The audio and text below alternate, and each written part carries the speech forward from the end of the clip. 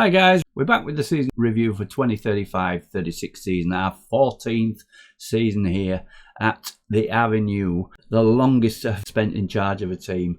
Let's just have a look at the final results before we go into this. We didn't do too badly at all after losing 3-0 in the last episode in the FA Trophy semi-final to Sutton.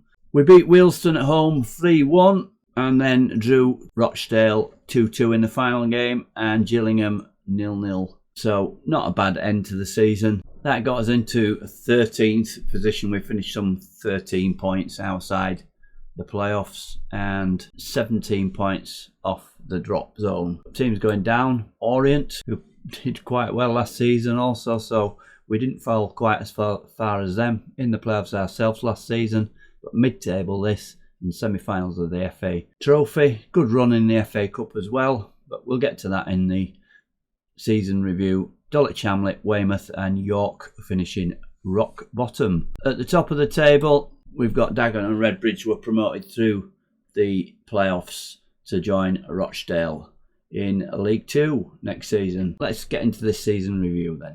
Let's have a look at the new arrivals first of all. Highest on the averages were Ian Mercer, on loan from Notts County, 19-year-old attacking fullback, 30 appearances, 1 sub, 3 assists for 7.04.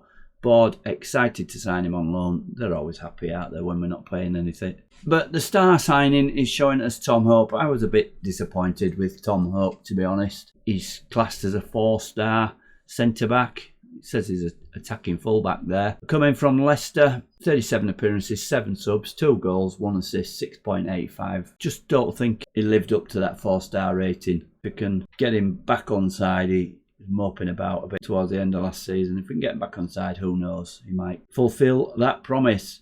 So, one who went sort of under the radar until the end of the season, Willis Jalmay Asunkau, 26-year-old attacking midfielder, came from Halifax. 3 appearances, 2 subs, 2 goals, 1 assist, 7.04. The joint top average rating for the signings. As mentioned in the last video, he sort of went under the radar and we didn't really give him a chance until the end of the season. He's out of contract, but we may give him another contract. We'll see. Depends who we get in. Gareth Brown, quite happy with him. 38 appearances, 4 subs, apart from him not being fit enough. He barely lasts out 1 game, never mind 2. 4 assists, 6.98, came in from Peterborough. Balogun, in and out of the team from Bradford City. 28 appearances, 11 subs. Pretty much a utility man, played defensive midfield on some occasions and never seemed to let us down. 5 assists for his 6.89 average.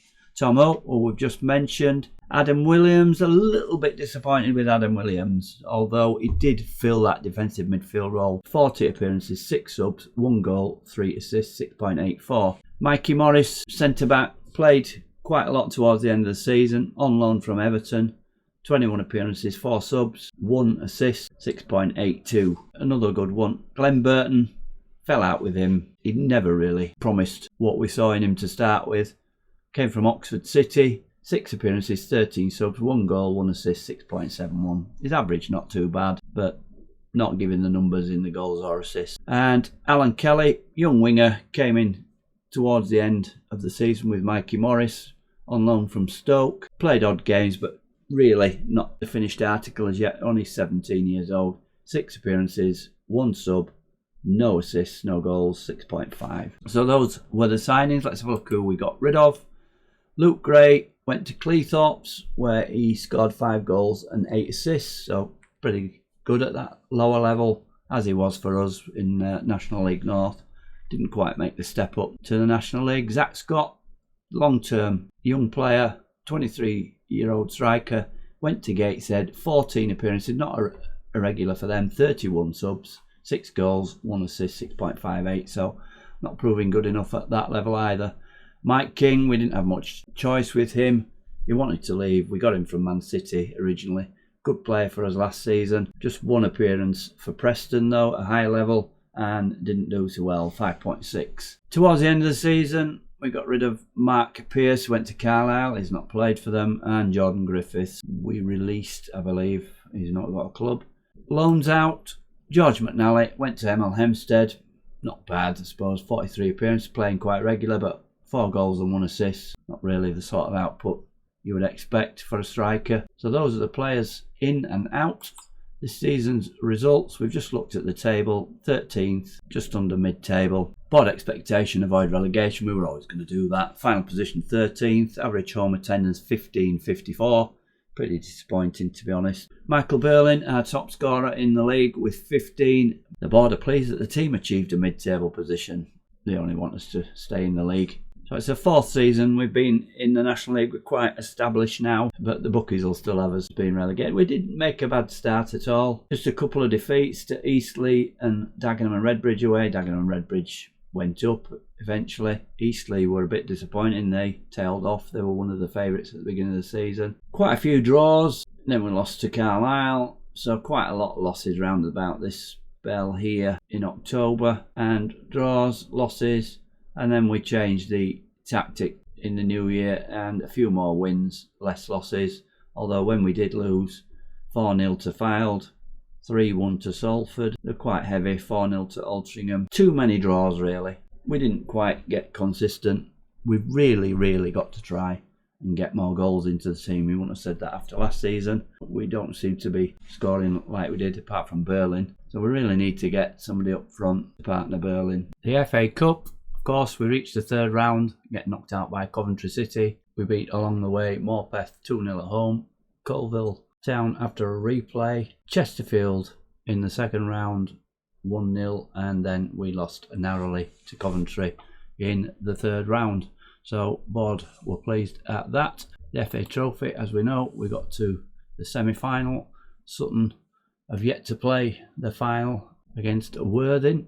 On paper they should win that. So we beat Colville Town again, 3-2 in the first match. Kettering on penalties after a 1-1 draw. We went to Dulwich Hamlet and won 5-2. Rochdale away was a big game, 3-0, beating the league leaders pretty easily before getting knocked out ourselves fairly easily by Sutton at home. Moments to remember, 4-0 win against Leyton Orient. They got relegated in the end. Keenly side, Henderson, Tierney and Walters all scoring in that one. Match to remember, the 1-0 win against Chesterfield. League One opposition. Tierney got us a goal and we kept a clean sheet against them. That was probably right, the match to remember. So goal of the season was Walters in the 90th minute to give us a 3-2 win against Colville in the FA Trophy. Let's see this one. You can't see it from here. This is weird, is this? To go to the game and then select Walters in the 90th minute. So I've looked at this one, probably was the best goal of the season.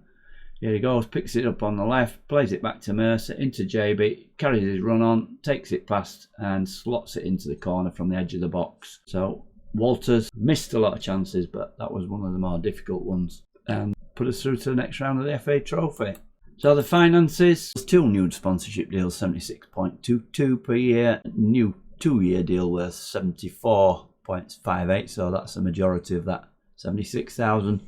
Annual review, all up, 140,000 sponsorship, broadcast revenue, corporate and hospitality, competition prize money, 135,000, mainly due to our running the FA Cup.